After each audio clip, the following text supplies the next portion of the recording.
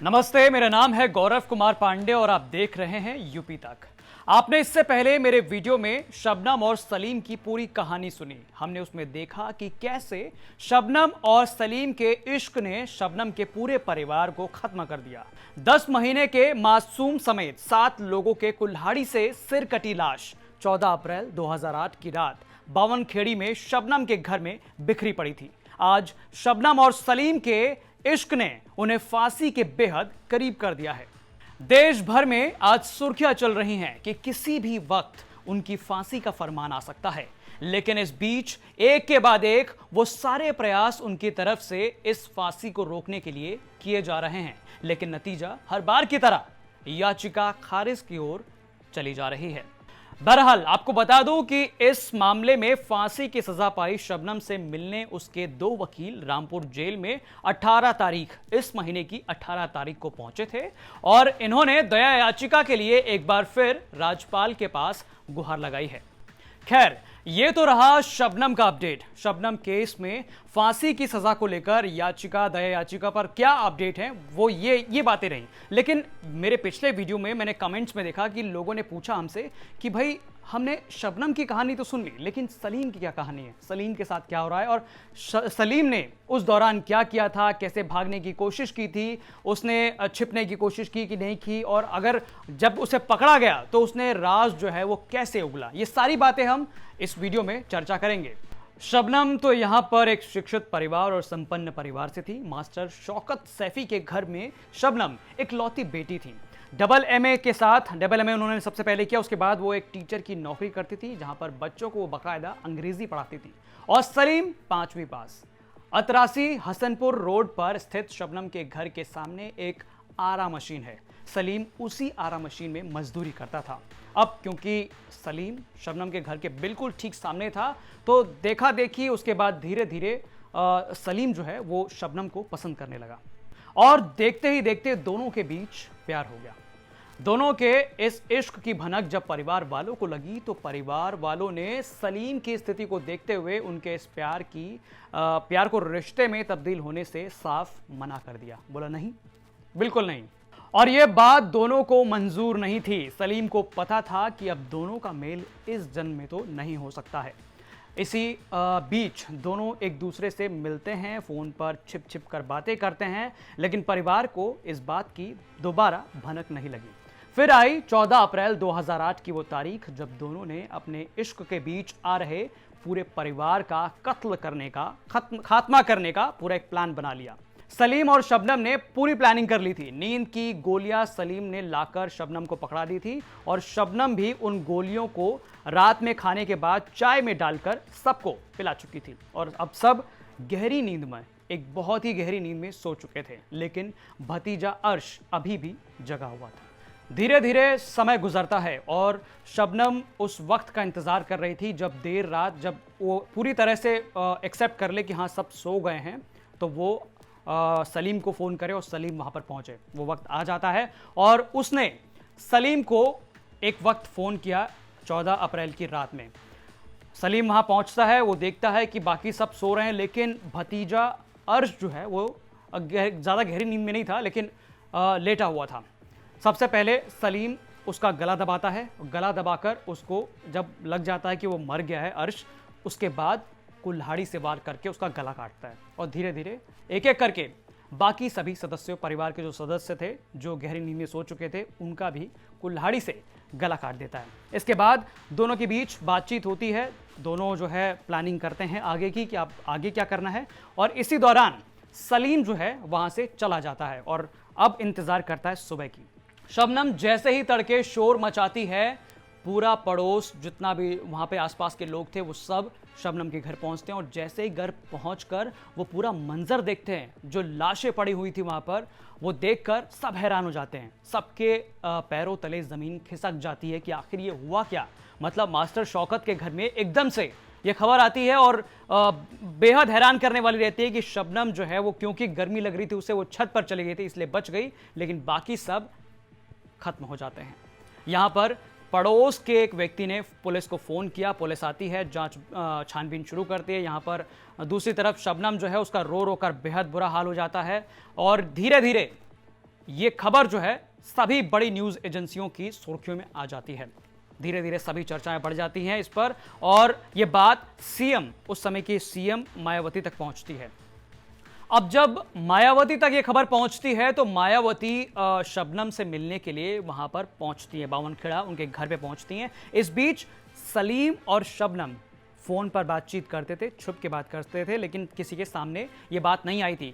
यहां तक कि जो कि मैंने भी आपको कहानी बताई थी कि किस तरह से पुलिस को सूचना दी गई थी। पुलिस को सूचना देने वाला पड़ोस का एक व्यक्ति था, ना कि शबनम थी। शबनम ने खुद पुलिस वालों को अपने फोन से फोन नहीं किया था, क्योंकि उसके बाद वो फोन को गुप्त रखना चाहती थी।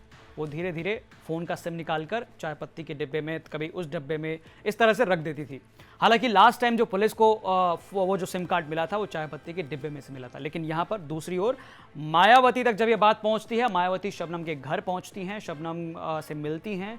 शबनम का उस समय बहुत बुरा हाल रहता है और आस पड़ोस के लोगों का जो है गुस्सा वो धीरे धीरे बढ़ता जाता है, क्योंकि बहुत समय गुजर गया था और पुलिस के हाथ अभी तक कुछ नहीं था। मास्टर शौकत का जो एक पूरी इमेज थी वो आसपास में काफ़ी अच्छी थी, वो एक स्कूल के टीचर रह चुके थे। बहरहाल इस दबाव के बाद, लोगों के गुस्से के बाद, आईजी रेंज के आदेश के बाद जो है आरपी गुप्ता को ये पूरा इन्वेस्टिगेशन दिया जाता है। आरपी गुप्ता इसकी जांच कर रहे होते हैं और आसपास के लोगों को जब पता चलता है कि आरपी गुप्ता के हाथ में केस गया है तो सलीम को भी खबर हो जाती है। अब सलीम बेहद डरा हुआ था, क्योंकि सलीम को लगता था कि आरपी गुप्ता के अगर हाथ में केस चला गया, जो कि चला गया था, तो वो सारे राज का खुलासा कर देंगे। तो सलीम एक बार को डर के मारे शबनम को फ़ोन करता है और कहता है कि ये जो केस है वो अब आरपी गुप्ता देख रहे हैं, अब मुझे बहुत डर लग रहा है, हमारा जो पर्दाफाश है वो हमारा पूरा खुलासा हो जाएगा, हम कुछ नहीं कर सकते। अब इसमें जो है सलीम अपनी तरफ से एक और बात ये कहता है कि इससे पहले कि वो हमारा पूरा खुलासा कर दें, क्यों ना हम जहर खा लेते हैं, दोनों मर जाते हैं और ये कभी खुलासा नहीं हो पाएगा कि इन 7 लोगों की मौत कैसे हुई। लेकिन शबनम साफ मना कर देती है। शबनम कहती है कि भाई मैंने किसी का गला नहीं काटा है, गला तुमने काटा है, तो तुम जानो। ये कहकर फ़ोन रख देती है। फिर मैं सलीम जो है, जब मेरी पोस्टिंग हुई तो सलीम जो है घबरा गया। सलीम दिन में शबनम के पास आया कि कोतवाल दूसरा आ गया है, ये पहले रह चुका है, ये मेरे को पूछ लेगा, ऐसा करें हम दोनों जहर खा लें तो ये घटना खुल नहीं पाएगी। शबनम ने बिल्कुल मना कर दिया कि तेने गला काटे, तू जाने, मैं क्यों जहर खाऊं।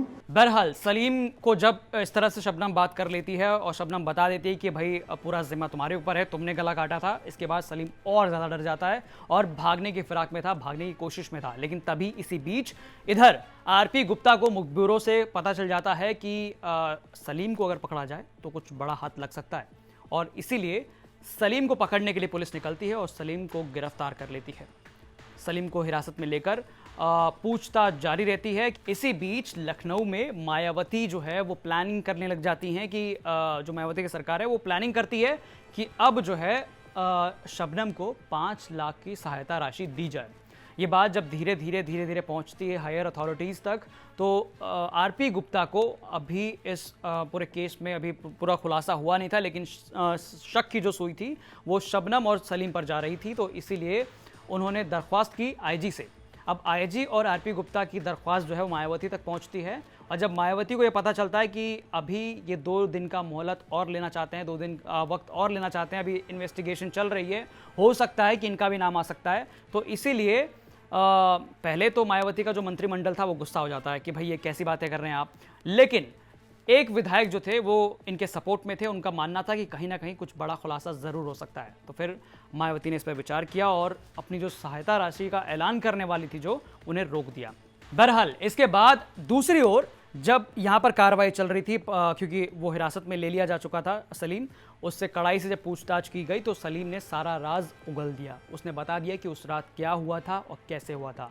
उसने उस रात जो उसके कपड़े थे, खून से सने हुए कपड़े जो उसने छुपाए थे, जहाँ भी छुपाए थे, उसने पुलिस को वो पता बता दिया कि उसके कपड़े कहाँ हैं, और जिस कुल्हाड़ी से उसने वार किया था और वार करने के बाद कुल्हाड़ी जो है वो नहर में फेंकी थी, उस नहर में भी बता दिया कि कुल्हाड़ी यहाँ पर फेंकी थी और कुल्हाड़ी को भी बरामद कर लिया गया। बहरहाल अब सारा खुलासा हो चुका था। शबनम और सलीम के जो इश्क की जो पूरी एक कहानी थी, जिसने एक कत्ल किया था, 7 लोगों का कत्ल किया था एक साथ, उसका खुलासा हो चुका था। अब धीरे धीरे ये मामला जिला सत्र न्यायालय में पहुंचा।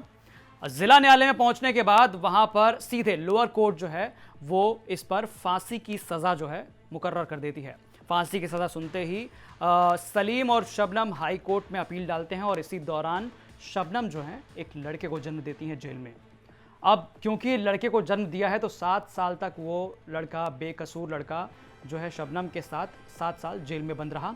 और इसके बाद शबनम और सलीम ने इसकी दरख्वास्त जो हाई कोर्ट में डाली थी वो भी जो है हाई कोर्ट का भी आदेश आता है कि इनकी फांसी की सज़ा जो है वो बरकरार रखी जाए।